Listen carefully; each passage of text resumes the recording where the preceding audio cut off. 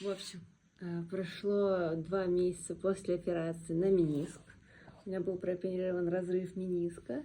И сейчас послушаем АСМР моего колена. Это просто жесть. И задание делаю по совету, Оле Билетову.